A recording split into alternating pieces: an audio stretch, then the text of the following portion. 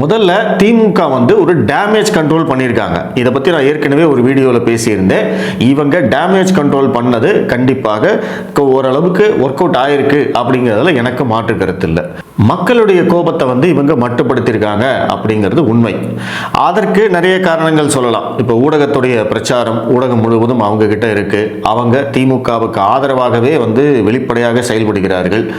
அடுத்தது இந்த கோபத்தை வந்து அதிகப்படுத்தும் விதமாக இப்போ அதிமுக ஆட்சியில் பார்த்தீங்கன்னா இந்த செலிபிரிட்டிஸ் சூர்யா, பிரகாஷ் ராஜ், சித்தார்த்து, இந்த மாதிரி நிறைய செலிபிரிட்டிஸ் அந்த சாத்தான்குளம் விஷயத்தை பற்றி பேச பேச பேச மக்களுடைய கோபம் வந்து தனியவே இல்லை. அதை வந்து தனியாம பார்த்துக்கிட்டது திமுக என்ற அந்த எதிர்க்கட்சி, அன்றைய ஊடகங்கள். இன்னைக்கு வந்து இந்த விவகாரத்தை பற்றி பேசுறதுக்கு யாருமே தயாராக இல்லை. எந்த செலிபிரிட்டியும் இதை பற்றி பேசவே இல்லை. அது வந்து திமுகவுக்கு அட்வான்டேஜ். மூன்றாவதாக எதிர்க்கட்சிகளுடைய பொறுப்பில்லாத்தனம்.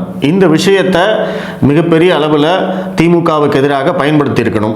அதுதான் வந்து அரசியல் கட்சியுடைய அறம். அரசியல் எதிர்க்கட்சிகள் இதைத்தான் பண்ணணும். ஆனால் அதை வந்து சரியாக பயன்படுத்திக்காம கூட்ட விட்டது யாரு அப்படின்னா எதிர்க்கட்சிகள். எதிர்க்கட்சிகள்னா அதிமுக, பாஜக, நாம் தமிழர் கட்சி, தாவேகா, யாருமே இதை வந்து சரியாக பயன்படுத்திக்கல.